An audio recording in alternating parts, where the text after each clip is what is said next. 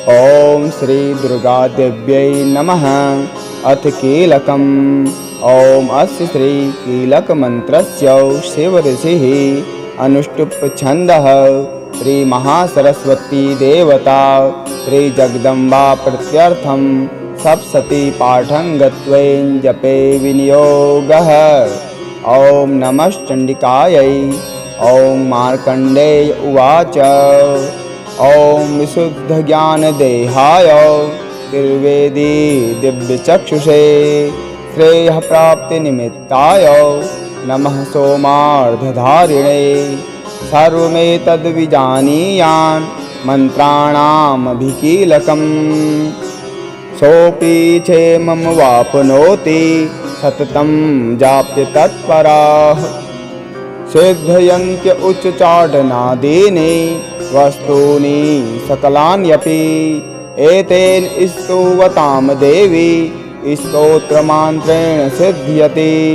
न मन्त्रो नौषधं तन्त्र न किञ्चिदपि विद्यते विना जापि येन सिद्ध्येत् सर्वमुच्चाटनादिकं। संग्राम्यपि सिद्ध्यन्ति लोकशङ्कामिमां हराः। कृत्वा निमन्त्रयामास सर्वमेवमिदं शुभं। स्तोत्रं वै चण्डिकायास्तु सत्यगुप्तं चकारशः। समाप्तिर्न च पुण्यस्य तां यथा वन्नियन्त्रणां सोऽपि क्षेमं वाप्नोति सर्वमेवं न संशयः।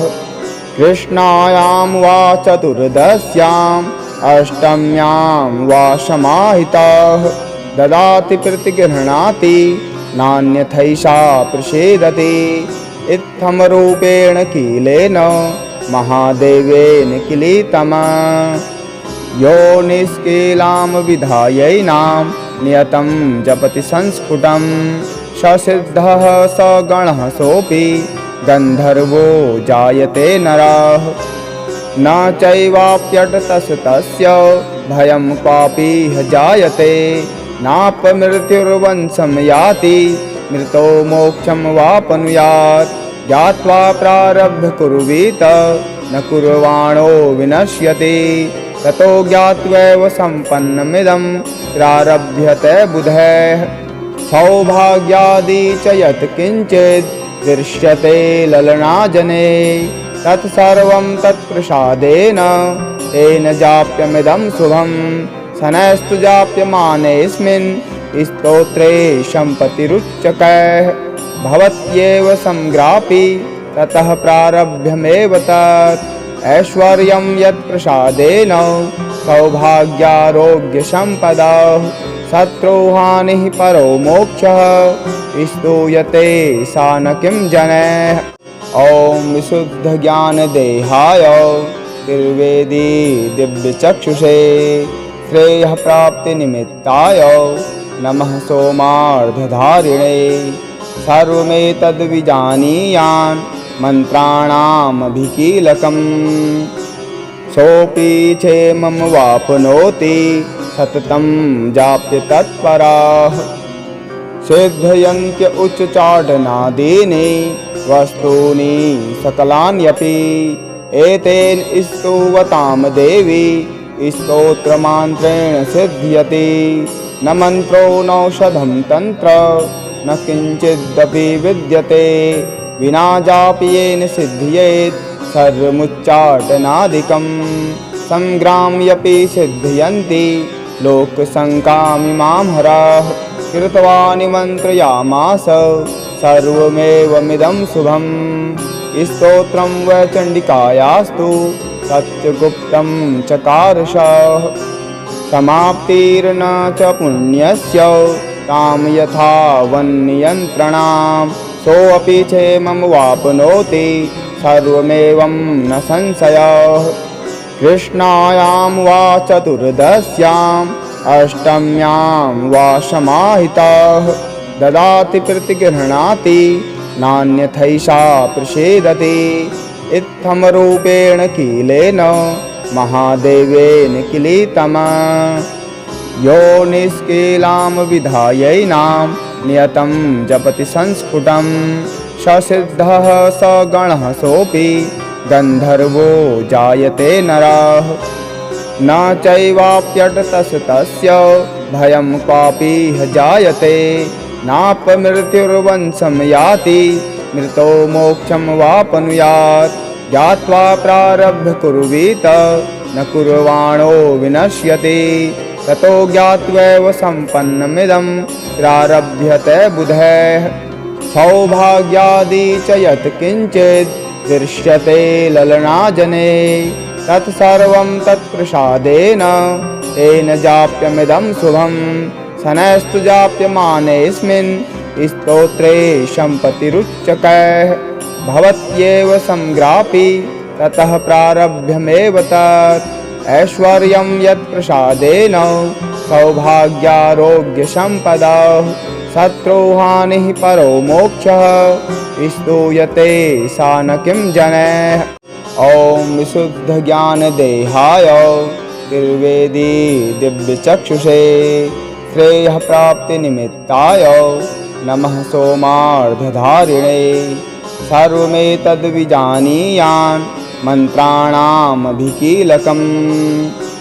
सोऽपि क्षेमं वाप्नोति सततं जाप्य तत्पराः सिद्धयन्त्य उच्चाटनादीनि वस्तूनि सकलान्यपि एतेन स्तुवतां देवी स्तोत्रमान्त्रेण सिद्ध्यति न मन्त्रो नौषधं तन्त्र न किञ्चिदपि विद्यते विना जापि येन सिद्ध्येत् सर्वमुच्चाटनादिकं संग्राम्यपि सिद्ध्यन्ति लोकशङ्कामिमां हराः कृत्वा निमन्त्रयामास सर्वमेवमिदं शुभं स्तोत्रं वै चण्डिकायास्तु सत्यगुप्तं चकारशः समाप्तिर्न च पुण्यस्य तां यथा वन्नियन्त्रणां सोऽपि क्षेमं वाप्नोति सर्वमेवं न संशयः कृष्णायां वा चतुर्दश्याम् अष्टम्यां वा समाहितः ददाति प्रतिगृह्णाति नान्यथैषा प्रसीदति इत्थमरूपेण कीलेन महादेवेन किलीतमा यो निष्कीलां विधायैनां नियतं जपति संस्फुटं ससिद्धः स गणः सोऽपि गन्धर्वो जायते नरः न चैवाप्यटतस्तस्य भयं क्वापि जायते नापमृत्युर्वंशं याति मृतो मोक्षं वापनुयात् ज्ञात्वा प्रारब्ध कुर्वीत न कुर्वाणो विनश्यति ततो ज्ञात्वैव सम्पन्नमिदं प्रारभ्यते बुधैः सौभाग्यादि च यत् किञ्चित् दृश्यते ललनाजने तत्सर्वं तत्प्रसादेन तेन जाप्यमिदं शुभं शनैस्तु जाप्यमानेऽस्मिन् स्तोत्रे सम्पत्तिरुच्यकैः भवत्येव संग्रापि ततः प्रारभ्यमेव तत् ऐश्वर्यं यत्प्रसादेन सौभाग्यारोग्यसम्पदा शत्रुहानिः परो मोक्षः स्तूयते सा न किं जनैः। ॐ विशुद्धज्ञानदेहाय त्रिवेदी दिव्यचक्षुषे श्रेयः प्राप्तिनिमित्ताय नमः सोमार्धधारिणे सर्वमेतद्विजानीयान् मन्त्राणामभिकीलकम्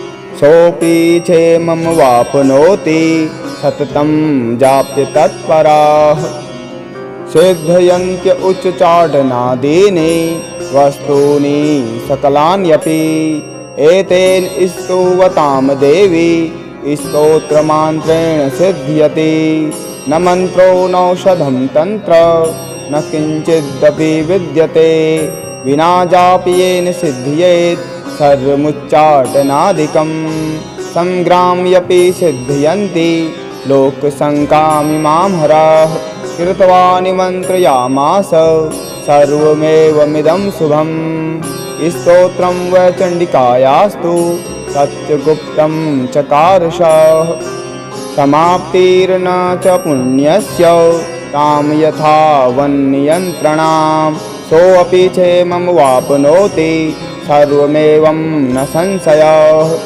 कृष्णायां वा चतुर्दश्याम् अष्टम्यां वा समाहितः ददाति प्रतिगृह्णाति नान्यथैषा प्रसीदति। इत्थमरूपेण कीलेन महादेवेन किलितम् यो निष्कीलां विधायैनां नियतं जपति संस्फुटं स सिद्धः स गणः सोऽपि गन्धर्वो जायते नरः। न चैवाप्यटतस्तस्य भयं क्वापि ह जायते नापमृत्युर्वंशं याति मृतो मोक्षं वापनुयात्। ज्ञात्वा प्रारभ्य कुर्वीत न कुर्वाणो विनश्यति ततो ज्ञात्वैव सम्पन्नमिदं प्रारभ्यते बुधैः। सौभाग्यादि च यत् किञ्चित् दृश्यते ललनाजने तत्सर्वं तत्प्रसादेन तेन जाप्यमिदं शुभं। शनैस्तु जाप्यमानेऽस्मिन् स्तोत्रे सम्पत्तिरुच्यकैः भवत्येव संग्रापि ततः प्रारभ्यमेव तत्। ऐश्वर्यं यत्प्रसादेन सौभाग्यारोग्यसम्पदः शत्रुहानिः परो मोक्षः स्तूयते सा न किं जनैः। ॐ विशुद्धज्ञानदेहाय त्रिवेदी दिव्यचक्षुषे श्रेयःप्राप्तिनिमित्ताय नमः सोमार्धधारिणे। सर्वमेतद्विजानीयान् मन्त्राणामभिकीलकम् सोऽपि क्षेमं वाप्नोति सततं जाप्य तत्पराः। सिद्धयन्त्य उच्चाटनादीनि वस्तूनि सकलान्यपि एतेन स्तुवतां देवी स्तोत्रमान्त्रेण सिद्ध्यति। न मन्त्रो नौषधं तन्त्र न किञ्चिदपि विद्यते विना जाप्येन सिद्ध्येत् सर्वमुच्चाटनादिकं। संग्राम्यपि सिद्ध्यन्ति लोकशङ्कामिमां हरः कृत्वा निमन्त्रयामास सर्वमेवमिदं शुभम्। स्तोत्रं वै चण्डिकायास्तु सत्यगुप्तं चकारशः समाप्तिर्न च पुण्यस्य तां यथा वन्नियन्त्रणां सोऽपि क्षेमं वाप्नोति सर्वमेवं न संशयः। कृष्णायां वा चतुर्दश्याम् अष्टम्यां वा समाहितः ददाति प्रतिगृह्णाति नान्यथैषा प्रसीदति। इत्थमरूपेण कीलेन महादेवेन किलितम् यो निष्कीलां विधायैनां नियतं जपति संस्फुटं स सिद्धः स गणः सोऽपि गन्धर्वो जायते नरः। न चैवाप्यटतस्तस्य भयं क्वापि ह जायते नापमृत्युर्वंशं याति मृतो मोक्षं वापनुयात्। ज्ञात्वा प्रारभ्य कुर्वीत न कुर्वाणो विनश्यति ततो ज्ञात्वैव सम्पन्नमिदं प्रारभ्यते बुधैः। सौभाग्यादि च यत् किञ्चित् दृश्यते ललनाजने तत्सर्वं तत्प्रसादेन तेन जाप्यमिदं शुभं। शनैस्तु जाप्यमानेऽस्मिन् स्तोत्रे सम्पत्तिरुच्यकैः भवत्येव संग्रापि ततः प्रारभ्यमेव तत्। ऐश्वर्यं यत्प्रसादेन सौभाग्यारोग्यसम्पदः शत्रुहानिः परो मोक्षः स्तूयते सा न किं जनैः। ॐ विशुद्धज्ञानदेहाय त्रिवेदी दिव्यचक्षुषे श्रेयःप्राप्तिनिमित्ताय नमः सोमार्धधारिणे। सर्वमेतद्विजानीयान् मन्त्राणामभिकीलकम् सोऽपि क्षेमं वाप्नोति सततं जाप्य तत्पराः। सिद्धयन्त्य उच्चाटनादीनि वस्तूनि सकलान्यपि एतेन स्तुवतां देवी स्तोत्रमान्त्रेण सिद्ध्यति। न मन्त्रो नौषधं तन्त्र न किञ्चिदपि विद्यते विना जापि येन सिद्ध्येत् सर्वमुच्चाटनादिकं। संग्राम्यपि सिद्धयन्ति लोकसङ्कामिमां हराः। कृत्वा निमन्त्रयामास सर्वमेवमिदं शुभम्। स्तोत्रं वै चण्डिकायास्तु सत्यगुप्तं चकारशः। समाप्तिर्न च पुण्यस्य तां यथा वन्नियन्त्रणां। सोऽपि क्षेमं वाप्नोति सर्वमेवं न संशयः। कृष्णायां वा चतुर्दश्याम् अष्टम्यां वा समाहितः। ददाति प्रतिगृह्णाति नान्यथैषा प्रसीदति। इत्थमरूपेण कीलेन महादेवेन किलीतमा। यो निष्कीलां विधायैनां नियतं जपति संस्फुटं। स सिद्धः स गणः सोऽपि गन्धर्वो जायते नरः। न चैवाप्यटतस्तस्य भयं क्वापि ह जायते। नापमृत्युर्वंशं याति मृतो मोक्षं वापनुयात्। ज्ञात्वा प्रारभ्य कुर्वीत न कुर्वाणो विनश्यति। ततो ज्ञात्वैव सम्पन्नमिदं प्रारभ्यते बुधैः।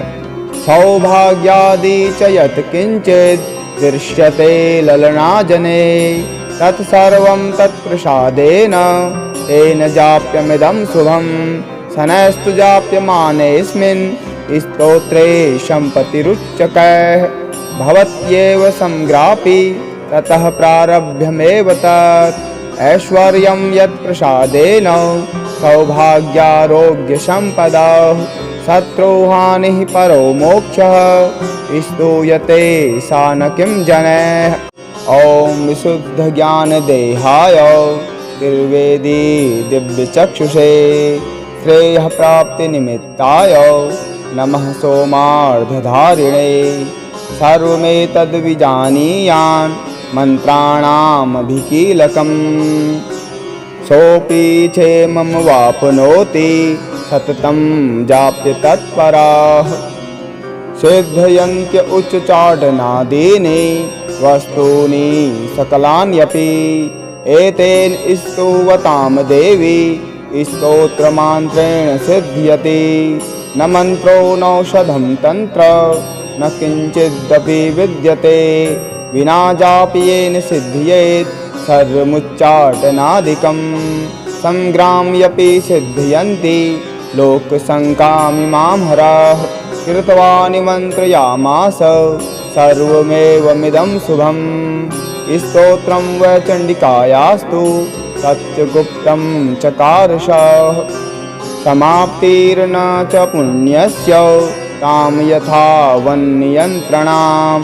सोऽपि क्षेमं वाप्नोति सर्वमेवं न संशयः। कृष्णायां वा चतुर्दश्याम् अष्टम्यां वा समाहितः। ददाति प्रतिगृह्णाति नान्यथैषा प्रसीदति। इत्थमरूपेण कीलेन महादेवेन किलीतमा। यो निष्कीलां विधायैनां नियतं जपति संस्फुटं। स सिद्धः स गणः सोऽपि गन्धर्वो जायते नरः। न चैवाप्यटतस्तस्य भयं क्वापि ह जायते। नापमृत्युर्वंशं याति मृतो मोक्षं वापनुयात्। ज्ञात्वा प्रारभ्य कुर्वीत न कुर्वाणो विनश्यति। ततो ज्ञात्वैव सम्पन्नमिदं प्रारभ्यते बुधैः। सौभाग्यादि च यत् किञ्चित् दृश्यते ललनाजने। तत्सर्वं तत्प्रसादेन तेन जाप्यमिदं शुभम्। शनैस्तु जाप्यमानेऽस्मिन् स्तोत्रे सम्पत्तिरुच्यकैः। भवत्येव संग्रापि ततः प्रारभ्यमेव तत्। ऐश्वर्यं यत्प्रसादेन सौभाग्यारोग्यसम्पदः। शत्रुहानिः परो मोक्षः स्तूयते सा न किं जनैः।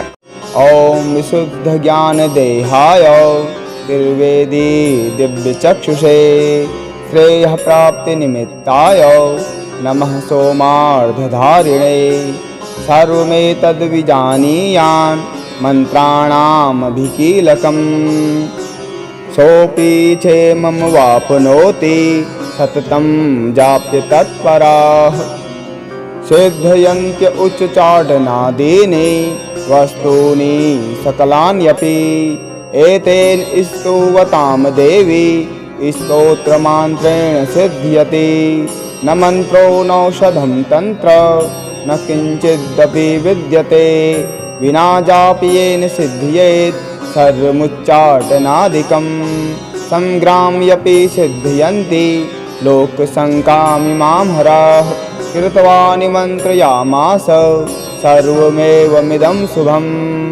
स्तोत्रं वै चण्डिकायास्तु सत्यगुप्तं चकारशः समाप्तिर्न च पुण्यस्य तां यथा वन्नियन्त्रणां सोऽपि क्षेमं वाप्नोति सर्वमेवं न संशयः कृष्णायां वा चतुर्दश्याम् अष्टम्यां वा समाहितः ददाति प्रतिगृह्णाति नान्यथैषा प्रसीदति इत्थमरूपेण कीलेन महादेवेन किलीतम् यो निष्कीलां विधायैनां नियतं जपति संस्फुटं स सिद्धः स गणः सोऽपि गन्धर्वो जायते नरः न चैवाप्यटतस्तस्य भयं क्वापि जायते नापमृत्युर्वंशं याति मृतो मोक्षं वापनुयात् ज्ञात्वा प्रारब्ध कुर्वीत न कुर्वाणो विनश्यति ततो ज्ञात्वैव सम्पन्नमिदं प्रारभ्यते बुधैः सौभाग्यादि च यत् किञ्चित् दृश्यते ललनाजने तत्सर्वं तत्प्रसादेन तेन जाप्यमिदं शुभं शनैस्तु जाप्यमानेऽस्मिन् स्तोत्रे सम्पत्तिरुच्यकैः भवत्येव संग्रापि ततः प्रारभ्यमेव तत् ऐश्वर्यं यत्प्रसादेन सौभाग्यारोग्यसम्पदा शत्रुहानिः परो मोक्षः स्तूयते सा न किं जनैः ॐ विशुद्धज्ञानदेहाय त्रिवेदी दिव्यचक्षुषे श्रेयःप्राप्तिनिमित्ताय नमः सोमार्धधारिणे सर्वमेतद्विजानीयान् मन्त्राणामभिकीलकम् सोऽपि क्षेमं वाप्नोति सततं जाप्य तत्पराः सिद्धयन्त्य उच्चाटनादीनि वस्तूनि सकलान्यपि एतेन स्तुवतां देवी स्तोत्रमान्त्रेण सिद्ध्यति न मन्त्रो नौषधं तन्त्र न किञ्चिदपि विद्यते विना जापि येन सिद्ध्येत् सर्वमुच्चाटनादिकं संग्राम्यपि सिद्ध्यन्ति लोकशङ्कामिमां हराः कृत्वा निमन्त्रयामास सर्वमेवमिदं शुभं स्तोत्रं वै चण्डिकायास्तु सत्यगुप्तं चकारशः समाप्तिर्न च पुण्यस्य तां यथा वन्नियन्त्रणां सोऽपि क्षेमं वाप्नोति सर्वमेवं न संशयः कृष्णायां वा चतुर्दश्याम् अष्टम्यां वा समाहितः ददाति प्रतिगृह्णाति नान्यथैषा प्रसीदति इत्थमरूपेण कीलेन महादेवेन किलीतम् यो निष्कीलां विधायैनां नियतं जपति संस्फुटं स सिद्धः स गणः सोऽपि गन्धर्वो जायते नरः न चैवाप्यटतस्तस्य भयं क्वापि जायते नापमृत्युर्वंशं याति मृतो मोक्षं वापनुयात् ज्ञात्वा प्रारब्ध कुर्वीत न कुर्वाणो विनश्यति ततो ज्ञात्वैव सम्पन्नमिदं प्रारभ्यते बुधैः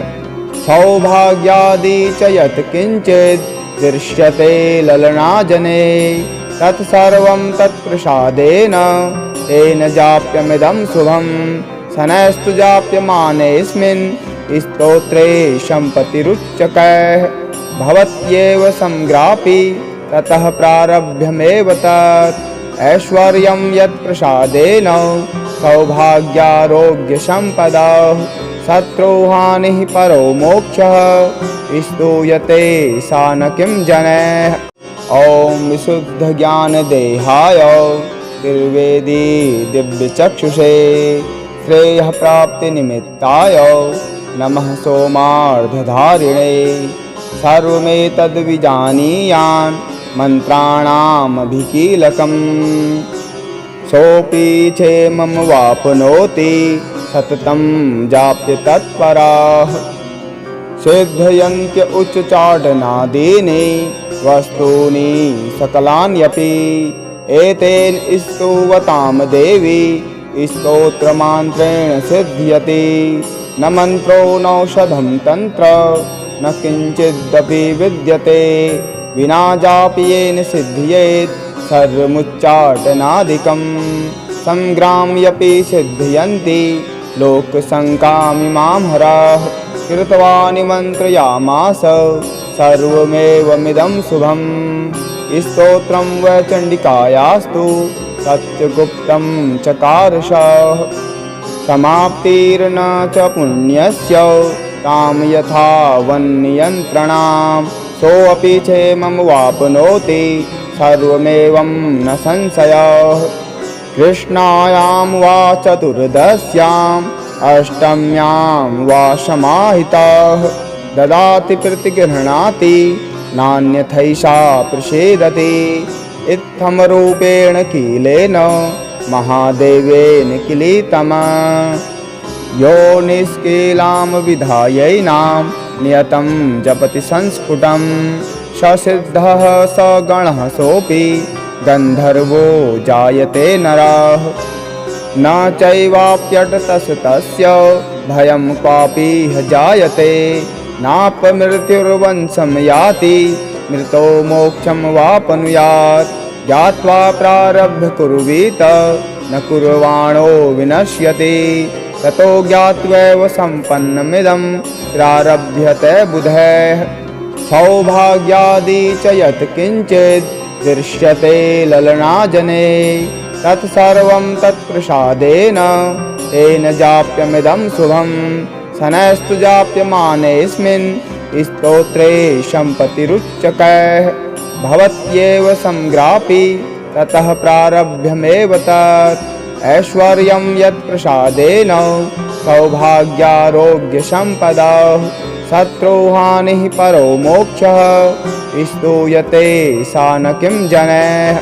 ॐ विशुद्धज्ञानदेहाय त्रिवेदी दिव्यचक्षुषे श्रेयःप्राप्तिनिमित्ताय नमः सोमार्धधारिणे सर्वमेतद्विजानीयान् मन्त्राणामभिकीलकम् सोऽपि क्षेमं वाप्नोति सततं जाप्य तत्पराः सिद्धयन्त्य उच्चाटनादीनि वस्तूनि सकलान्यपि एतेन स्तुवतां देवी स्तोत्रमान्त्रेण सिद्ध्यति न मन्त्रो नौषधं तन्त्र न किञ्चिदपि विद्यते विना जापि येन सिद्ध्येत् सर्वमुच्चाटनादिकं संग्राम्यपि सिद्ध्यन्ति लोकशङ्कामिमां हराः कृत्वा निमन्त्रयामास सर्वमेवमिदं शुभं स्तोत्रं वै चण्डिकायास्तु सत्यगुप्तं चकारशः समाप्तिर्न च पुण्यस्य तां यथा वन्नियन्त्रणां सोऽपि क्षेमं वाप्नोति सर्वमेवं न संशयः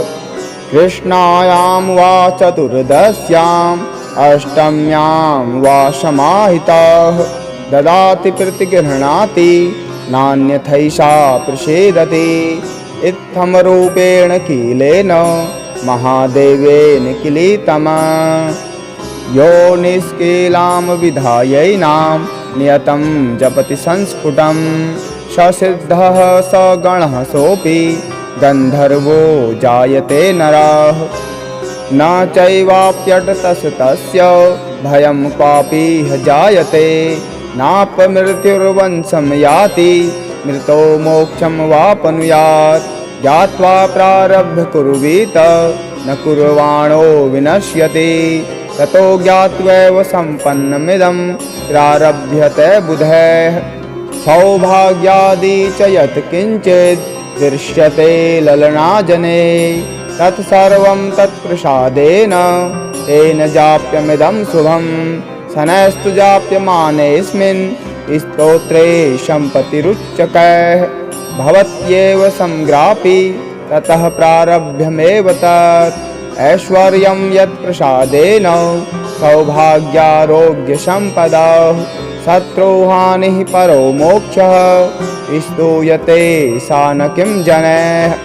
ॐ विशुद्धज्ञानदेहाय त्रिवेदी दिव्यचक्षुषे श्रेयः प्राप्तिनिमित्ताय नमः सोमार्धधारिणे सर्वमेतद्विजानीयान् मन्त्राणामभिकीलकम् सोऽपि क्षेमं वाप्नोति सततं जाप्य तत्पराः सिद्धयन्त्य उच्चाटनादीनि वस्तूनि सकलान्यपि एतेन स्तुवतां देवी स्तोत्रमान्त्रेण सिद्ध्यति न मन्त्रो नौषधं तन्त्र न किञ्चिदपि विद्यते विना जाप्येन सिद्ध्येत् सर्वमुच्चाटनादिकं संग्राम्यपि सिद्ध्यन्ति लोकसङ्कामिमां हराः कृत्वा निमन्त्रयामास सर्वमेवमिदं शुभं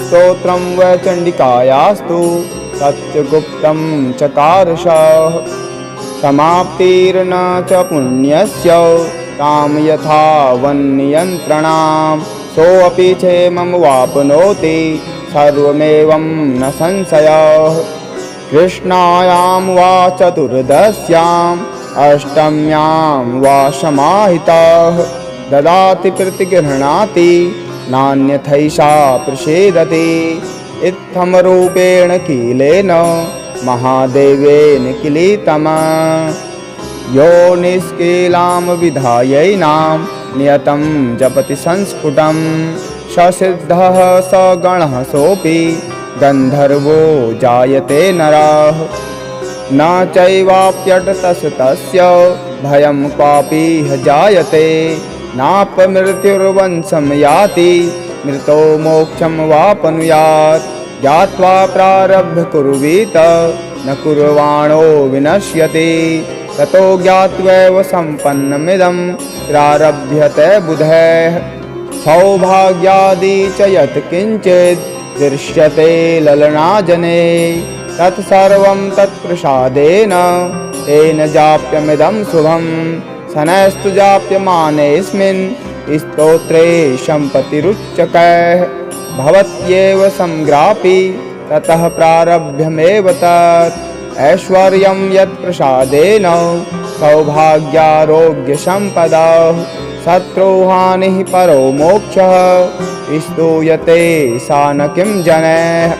ॐ विशुद्धज्ञानदेहाय त्रिवेदी दिव्यचक्षुषे श्रेयः प्राप्तिनिमित्ताय नमः सोमार्धधारिणे सर्वमेतद्विजानीयान् मन्त्राणामभिकीलकम् सोऽपि क्षेमं वाप्नोति सततं जाप्य तत्पराः सिद्धयन्त्य उच्चाटनादीनि वस्तूनि सकलान्यपि एतेन स्तुवतां देवी स्तोत्रमान्त्रेण सिद्ध्यति न मन्त्रो नौषधं तन्त्र न किञ्चिदपि विद्यते विना जाप्येन सिद्ध्येत् सर्वमुच्चाटनादिकं संग्राम्यपि सिद्ध्यन्ति लोकसङ्कामिमां हराः कृत्वा निमन्त्रयामास सर्वमेवमिदं शुभं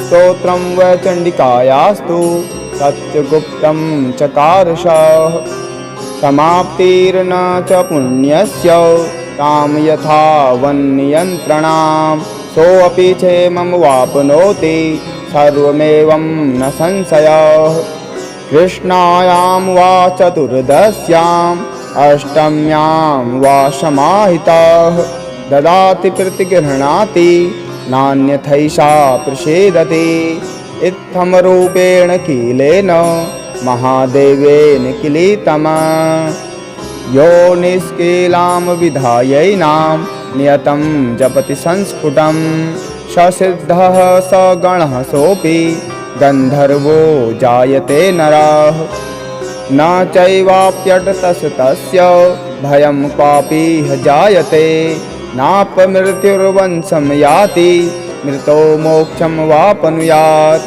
ज्ञात्वा प्रारभ्य कुर्वीत न कुर्वाणो विनश्यति ततो ज्ञात्वैव सम्पन्नमिदं प्रारभ्यते बुधैः सौभाग्यादि च यत् किञ्चित् दृश्यते ललनाजने तत्सर्वं तत्प्रसादेन तेन जाप्यमिदं शुभं शनैस्तु जाप्यमानेऽस्मिन् स्तोत्रे सम्पत्तिरुच्यकैः भवत्येव संग्रापि ततः प्रारभ्यमेव तत् ऐश्वर्यं यत्प्रसादेन सौभाग्यारोग्यसम्पदः शत्रुहानिः परो मोक्षः स्तूयते सा न किं जनैः ॐ विशुद्धज्ञानदेहाय त्रिवेदी दिव्यचक्षुषे श्रेयःप्राप्तिनिमित्ताय नमः सोमार्धधारिणे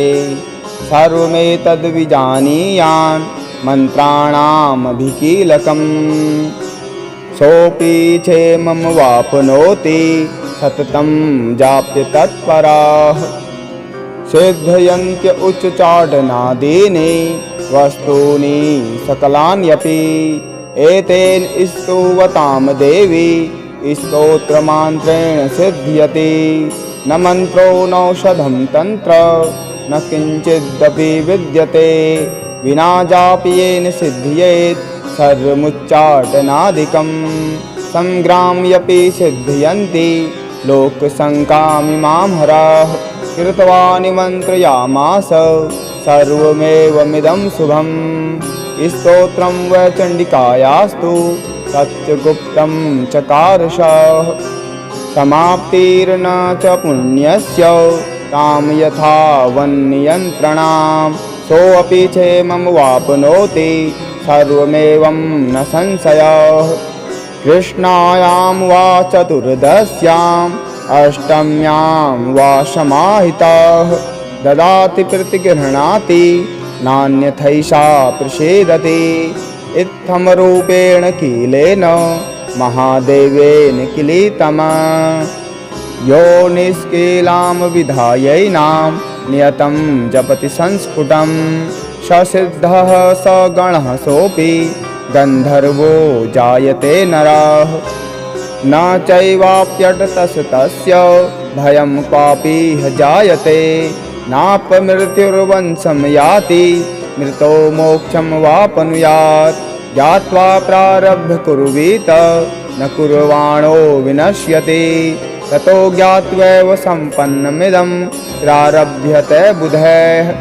सौभाग्यादि च यत् किञ्चित् दृश्यते ललनाजने तत्सर्वं तत्प्रसादेन तेन जाप्यमिदं शुभं शनैस्तु जाप्यमानेऽस्मिन् स्तोत्रे सम्पत्तिरुच्यकैः भवत्येव संग्रापि ततः प्रारभ्यमेव तत् ऐश्वर्यं यत्प्रसादेन सौभाग्यारोग्यसम्पदः शत्रुहानिः परो मोक्षः स्तूयते सा न किं जनैः ॐ विशुद्धज्ञानदेहाय त्रिवेदी दिव्यचक्षुषे श्रेयःप्राप्तिनिमित्ताय नमः सोमार्धधारिणे सर्वमेतद्विजानीयान् मन्त्राणामभिकीलकम् सोऽपि क्षेमं वाप्नोति सततं जाप्य तत्पराः सिद्धयन्त्य उच्चाटनादीनि वस्तूनि सकलान्यपि एतेन स्तुवतां देवी स्तोत्रमान्त्रेण सिद्ध्यति न मन्त्रो नौषधं तन्त्र न किञ्चिदपि विद्यते विना जापि येन सिद्ध्येत् सर्वमुच्चाटनादिकं संग्राम्यपि सिद्ध्यन्ति लोकसङ्कामिमां हराः कृत्वा निमन्त्रयामास सर्वमेवमिदं शुभम् स्तोत्रं वै चण्डिकायास्तु सत्यगुप्तं चकारशः समाप्तिर्न च पुण्यस्य तां यथा वन्नियन्त्रणां सोऽपि क्षेमं वाप्नोति सर्वमेवं न संशयः कृष्णायां वा चतुर्दश्याम् अष्टम्यां वा समाहितः ददाति प्रतिगृह्णाति नान्यथैषा प्रसीदति इत्थमरूपेण कीलेन महादेवेन किलीतम् यो निष्कीलां विधायैनां नियतं जपति संस्फुटं स सिद्धः स गणः सोऽपि गन्धर्वो जायते नरः न चैवाप्यटतस्तस्य भयं क्वापि जायते नापमृत्युर्वंशं याति मृतो मोक्षं वापनुयात् ज्ञात्वा प्रारभ्य कुर्वीत न कुर्वाणो विनश्यति ततो ज्ञात्वैव सम्पन्नमिदं प्रारभ्यते बुधैः सौभाग्यादि च यत् किञ्चित् दृश्यते ललनाजने तत्सर्वं तत्प्रसादेन तेन जाप्यमिदं शुभं शनैस्तु जाप्यमानेऽस्मिन्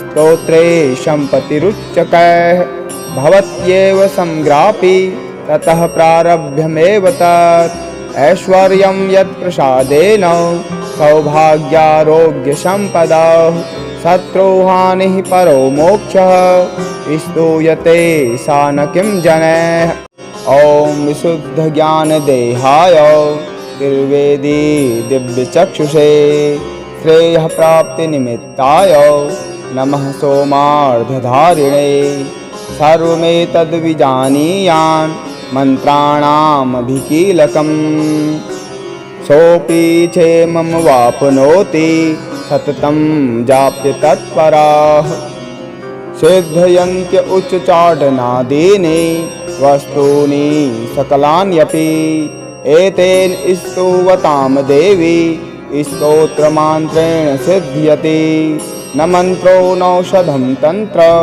न किञ्चिदपि विद्यते विना जापि येन सिद्ध्येत् सर्वमुच्चाटनादिकं संग्राम्यपि सिद्ध्यन्ति लोकसङ्कामिमां हराः कृत्वा निमन्त्रयामास सर्वमेवमिदं शुभम् स्तोत्रं वै चण्डिकायास्तु सत्यगुप्तं चकारशः समाप्तिर्न च पुण्यस्य तां यथा वन्नियन्त्रणां सोऽपि क्षेमं वाप्नोति सर्वमेवं न संशयः कृष्णायां वा चतुर्दश्याम् अष्टम्यां वा समाहितः ददाति प्रतिगृह्णाति नान्यथैषा प्रसीदति इत्थमरूपेण कीलेन महादेवेन किलीतम् यो निष्कीलां विधायैनां नियतं जपति संस्फुटं स सिद्धः स गणः सोऽपि गन्धर्वो जायते नरः न चैवाप्यटतस्तस्य भयं क्वापि जायते नापमृत्युर्वंशं याति मृतो मोक्षं वापनुयात् ज्ञात्वा प्रारभ्य कुर्वीत न कुर्वाणो विनश्यति ततो ज्ञात्वैव सम्पन्नमिदं प्रारभ्यते बुधैः सौभाग्यादि च यत् किञ्चित् दृश्यते ललनाजने तत्सर्वं तत्प्रसादेन तेन जाप्यमिदं शुभं शनैस्तु जाप्यमानेऽस्मिन् स्तोत्रे सम्पत्तिरुच्यकैः भवत्येव संग्रापि ततः प्रारभ्यमेव तत् ऐश्वर्यं यत्प्रसादेन सौभाग्यारोग्यसम्पदः शत्रुहानिः परो मोक्षः स्तूयते सा न किं जनैः। ॐ विशुद्धज्ञानदेहाय त्रिवेदी दिव्यचक्षुषे श्रेयःप्राप्तिनिमित्ताय नमः सोमार्धधारिणे। सर्वमेतद्विजानीयान् मन्त्राणामभिकीलकम् सोऽपि क्षेमं वाप्नोति सततं जाप्य तत्पराः। सिद्धयन्त्य उच्चाटनादीनि वस्तूनि सकलान्यपि एतेन स्तुवतां देवी स्तोत्रमान्त्रेण सिद्ध्यति। न मन्त्रो नौषधं तन्त्र न किञ्चिदपि विद्यते विना जापि येन सिद्ध्येत् सर्वमुच्चाटनादिकं। संग्राम्यपि सिद्ध्यन्ति लोकसङ्कामिमां हराः। कृत्वा निमन्त्रयामास सर्वमेवमिदं शुभं। स्तोत्रं वै चण्डिकायास्तु सत्यगुप्तं चकारशः। समाप्तिर्न च पुण्यस्य तां यथा वन्नियन्त्रणां सोऽपि क्षेमं वाप्नोति सर्वमेवं न संशयः। कृष्णायां वा चतुर्दश्याम् अष्टम्यां वा समाहितः ददाति प्रतिगृह्णाति नान्यथैषा प्रसीदति। इत्थमरूपेण कीलेन महादेवेन किलीतमा यो निष्कीलां विधायैनां नियतं जपति संस्फुटं। ससिद्धः स गणः सोऽपि गन्धर्वो जायते नरः। न चैवाप्यटतस्तस्य भयं क्वापि ह जायते। नापमृत्युर्वंशं याति मृतो मोक्षं वापनुयात्। ज्ञात्वा प्रारब्ध कुर्वीत न कुर्वाणो विनश्यति। ततो ज्ञात्वैव सम्पन्नमिदं प्रारभ्यते बुधैः। सौभाग्यादि च यत् किञ्चित् दृश्यते ललनाजने तत्सर्वं तत्प्रसादेन तेन जाप्यमिदं शुभं। शनैस्तु जाप्यमानेऽस्मिन् स्तोत्रे सम्पत्तिरुच्यकैः। भवत्येव संग्रापि ततः प्रारभ्यमेव तत्। ऐश्वर्यं यत्प्रसादेन सौभाग्यारोग्यसम्पदा। शत्रुहानिः परो मोक्षः स्तूयते सा न किं जनैः। ॐ विशुद्धज्ञानदेहाय त्रिवेदी दिव्यचक्षुषे श्रेयःप्राप्तिनिमित्ताय नमः सोमार्धधारिणे। सर्वमेतद्विजानीयान् मन्त्राणामभिकीलकम् सोऽपि क्षेमं वाप्नोति सततं जाप्य तत्पराः। सिद्धयन्त्य उच्चाटनादीनि वस्तूनि सकलान्यपि एतेन स्तुवतां देवी स्तोत्रमान्त्रेण सिद्ध्यति। न मन्त्रो नौषधं तन्त्र न किञ्चिदपि विद्यते विना जापि येन सिद्ध्येत् सर्वमुच्चाटनादिकं। संग्राम्यपि सिद्ध्यन्ति लोकसङ्कामिमां हराः। कृत्वा निमन्त्रयामास सर्वमेवमिदं शुभं। स्तोत्रं वै चण्डिकायास्तु सत्यगुप्तं चकारशः। समाप्तिर्न च पुण्यस्य तां यथा वन्नियन्त्रणां सोऽपि क्षेमं वाप्नोति सर्वमेवं न संशयः। कृष्णायां वा चतुर्दश्याम् अष्टम्यां वा समाहितः ददाति प्रतिगृह्णाति नान्यथैषा प्रसीदति। इत्थमरूपेण कीलेन महादेवेन किलीतमा यो निष्कीलां विधायैनां नियतं जपति संस्फुटं। ससिद्धः स गणः सोऽपि गन्धर्वो जायते नरः। न चैवाप्यटतस्तस्य भयं क्वापि ह जायते। नापमृत्युर्वंशं याति मृतो मोक्षं वापनुयात्। ज्ञात्वा प्रारब्ध कुर्वीत न कुर्वाणो विनश्यति ततो ज्ञात्वैव सम्पन्नमिदं प्रारभ्यते बुधैः सौभाग्यादि च यत् किञ्चित् दृश्यते ललनाजने तत्सर्वं तत्प्रसादेन तेन जाप्यमिदं शुभं शनैस्तु जाप्यमानेऽस्मिन् स्तोत्रे सम्पत्तिरुच्यकैः भवत्येव संग्रापि ततः प्रारभ्यमेव तत् ऐश्वर्यं यत्प्रसादेन सौभाग्यारोग्यसम्पदा शत्रुहानिः परो मोक्षः स्तूयते सा न किं जनैः। ॐ विशुद्धज्ञानदेहाय त्रिवेदी दिव्यचक्षुषे श्रेयःप्राप्तिनिमित्ताय नमः सोमार्धधारिणे सर्वमेतद्विजानीयान् मन्त्राणामभिकीलकम् सोऽपि क्षेमं वाप्नोति सततं जाप्य तत्पराः सिद्धयन्त्य उच्चाटनादीनि वस्तूनि सकलान्यपि एतेन स्तुवतां देवी स्तोत्रमन्त्रेण सिद्ध्यति न मन्त्रो नौषधं तन्त्र न किञ्चिदपि विद्यते विना जापि येन सिद्ध्येत् सर्वमुच्चाटनादिकं संग्राम्यपि सिद्ध्यन्ति लोकशङ्कामिमां हराः कृत्वा निमन्त्रयामास सर्वमेवमिदं शुभं स्तोत्रं वै चण्डिकायास्तु सत्यगुप्तं चकारशः समाप्तिर्न च पुण्यस्य तां यथा वन्नियन्त्रणां सोऽपि क्षेमं वाप्नोति सर्वमेवं न संशयः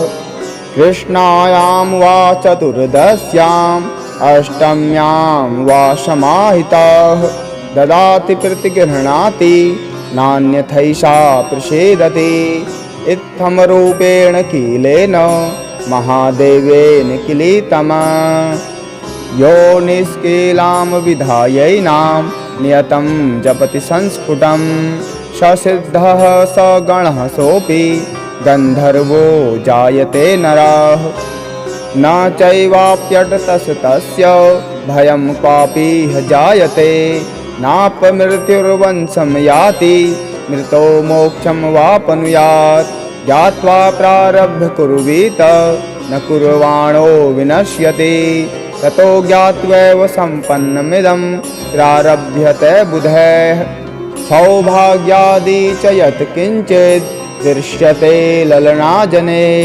तत्सर्वं तत्प्रसादेन तेन जाप्यमिदं शुभं शनैस्तु जाप्यमानेऽस्मिन् स्तोत्रे सम्पत्तिरुच्यकैः भवत्येव संग्रापि ततः प्रारभ्यमेव तत् ऐश्वर्यं यत्प्रसादेन सौभाग्यारोग्यसम्पदा शत्रुहानिः परो मोक्षः स्तूयते सा न किं जनैः।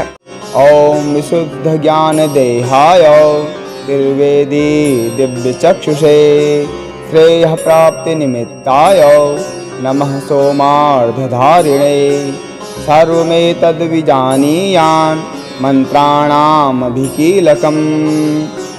सोऽपि क्षेमं वाप्नोति सततं जाप्य तत्पराः सिद्धयन्त्य उच्चाटनादीनि वस्तूनि सकलान्यपि एतेन स्तुवतां देवी स्तोत्रमन्त्रेण सिद्ध्यति न मन्त्रो नौषधं तन्त्र न किञ्चिदपि विद्यते विना जापि येन सिद्ध्येत् सर्वमुच्चाटनादिकं संग्राम्यपि सिद्ध्यन्ति लोकशङ्कामिमां हराः कृत्वा निमन्त्रयामास सर्वमेवमिदं शुभं स्तोत्रं वै चण्डिकायास्तु सत्यगुप्तं चकारशः समाप्तिर्न च पुण्यस्य तां यथा वन्नियन्त्रणां सोऽपि क्षेमं वाप्नोति सर्वमेवं न संशयः कृष्णायां वा चतुर्दश्याम् अष्टम्यां वा समाहितः ददाति प्रतिगृह्णाति नान्यथैषा प्रसीदति। इत्थमरूपेण कीलेन महादेवेन किलीतमा। यो निष्कीलां विधायैनां नियतं जपति संस्फुटं। स सिद्धः स गणः सोऽपि गन्धर्वो जायते नरः। न चैवाप्यटतस्तस्य भयं क्वापि ह जायते। नापमृत्युर्वंशं याति मृतो मोक्षं वापनुयात्। ज्ञात्वा प्रारब्ध कुर्वीत न कुर्वाणो विनश्यति। ततो ज्ञात्वैव सम्पन्नमिदं प्रारभ्यते बुधैः। सौभाग्यादि च यत् किञ्चित् दृश्यते ललनाजने। तत्सर्वं तत्प्रसादेन तेन जाप्यमिदं शुभं। शनैस्तु जाप्यमानेऽस्मिन् स्तोत्रे सम्पत्तिरुच्यकैः। भवत्येव संग्रापि ततः प्रारभ्यमेव तत्। ऐश्वर्यं यत्प्रसादेन सौभाग्यारोग्यसम्पदा। शत्रुहानिः परो मोक्षः स्तूयते सा न किं जनैः। ॐ विशुद्धज्ञानदेहाय त्रिवेदी दिव्यचक्षुषे श्रेयःप्राप्तिनिमित्ताय नमः सोमार्धधारिणे। सर्वमेतद्विजानीयान् मन्त्राणामभिकीलकम्। सोऽपि क्षेमं वाप्नोति सततं जाप्य तत्पराः। सिद्धयन्त्य उच्चाटनादीनि वस्तूनि सकलान्यपि। एतेन स्तुवतां देवी स्तोत्रमान्त्रेण सिद्ध्यति। न मन्त्रो नौषधं तन्त्र न किञ्चिदपि विद्यते। विना जापि येन सिद्ध्येत् सर्वमुच्चाटनादिकं। संग्राम्यपि सिद्ध्यन्ति लोकशङ्कामिमां हराः। कृत्वा निमन्त्रयामास सर्वमेवमिदं शुभम्। स्तोत्रं वै चण्डिकायास्तु सत्यगुप्तं चकार सः। समाप्तिर्न च पुण्यस्य तां यथा वन्नियन्त्रणां। सोऽपि क्षेमं वाप्नोति सर्वमेवं न संशयः। कृष्णायां वा चतुर्दश्याम् अष्टम्यां वा समाहितः। ददाति प्रतिगृह्णाति नान्यथैषा प्रसीदति। इत्थमरूपेण कीलेन महादेवेन किलीतमा। यो निष्कीलां विधायैनां नियतं जपति संस्फुटं। स सिद्धः स गणः सोऽपि गन्धर्वो जायते नरः। न चैवाप्यटतस्तस्य भयं क्वापि ह जायते। नापमृत्युर्वंशं याति मृतो मोक्षं वापनुयात्। ज्ञात्वा प्रारब्ध कुर्वीत न कुर्वाणो विनश्यति। ततो ज्ञात्वैव सम्पन्नमिदं प्रारभ्यते बुधैः। सौभाग्यादि च यत् किञ्चित् दृश्यते ललनाजने। तत्सर्वं तत्प्रसादेन तेन जाप्यमिदं शुभं। शनैस्तु जाप्यमानेऽस्मिन् स्तोत्रे सम्पत्तिरुच्यकैः। भवत्येव संग्रापि ततः प्रारभ्यमेव तत्। ऐश्वर्यं यत्प्रसादेन सौभाग्यारोग्यसम्पदा। शत्रुहानिः परो मोक्षः स्तूयते सा न किं जनैः।